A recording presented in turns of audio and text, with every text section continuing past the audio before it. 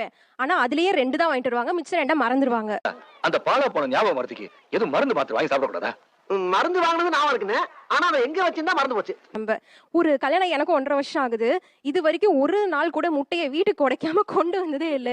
Sir நான் வேணும்னு பண்ணல சார். பொறுத்திருந்து பார்த்து பாக்ஸ் எல்லாம் வச்சு லேப்டாப் பேக் முத கொண்டு கொடுத்து அனுப்பிச்சாச்சு. முட்டை வாங்க லேப்டாப் பேக்லாம் ஆமா, அந்த கொடுத்தாங்க. பவுச்சுக்குள்ள வச்சு எடுத்துட்டு வாங்க. என்ன ஒரு புத்திசாலித்தனம். முந்தா நேத்து வந்து காய்கறி வாங்க தனியா நான் எப்பயுமே கடைக்கு அனுப்ப மாட்டேன், நானும் போவேன். அன்னைக்கு நான் கொஞ்சம் ஒர்க்ல இருந்ததுனால அவர் மட்டும் போனாரு.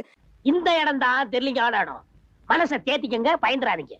முருங்கைக்காய் 150 ரூபா போட்டிருக்காங்க விலை.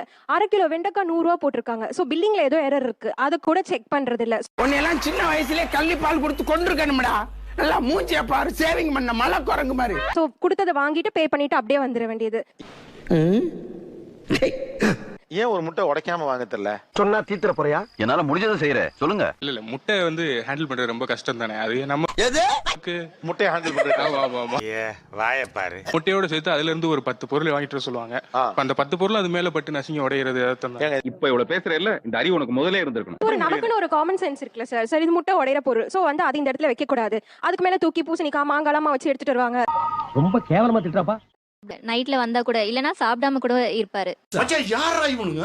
எங்கிந்திரா வந்துக்கறாங்க? காரணம் அவங்க அம்மா வந்து ஊட்டி ஊட்டி வளர்த்தே பழகிட்டாங்க. அது வந்து எனக்கு தோணும், என்ன பிள்ளைய வளர்த்திருக்கீங்க. வெளிய வா, மம்பட்டி எடுத்து நடுமண்டு தொடக்கறியா. இப்ப கல்யாணம் எத்தனை வருஷம் ஆச்சு? 5-6 வருஷம் ஆயிடுச்சு. கை வெக்கமா இருக்கு மச்சரக்கே. ஐயோ சிரிப்பா வருது. அப்படி இல்ல சார், ஊட்டி விட்டா நான் கொஞ்சம் நிறைய சாப்பிடுவாங்க. அம்மா சின்ன வயசுல ஊட்டி விடுவாங்க சார். சோதிக்காதீங்க, சோதிக்காதீங்க. சின்ன வயசா இருக்கையில ஊட்டி விடுவாங்கன்னு தெரியும். கல்யாணத்துக்கு முத நாள் நைட் வரைக்கும் ஊட்டி விட்டுருப்பீங்க போல இருக்கீங்க. ஆமா சார். அப்படியா? 32 சார். இன்னமும் ஊட்டி விட்டுட்டு தான் இருக்காங்க. ஊட்டினா கொஞ்சம் சாப்பிடுவோம் சார், இல்லனா 2 இட்லியோட கிளம்பி போயிடுவோம். அப்போ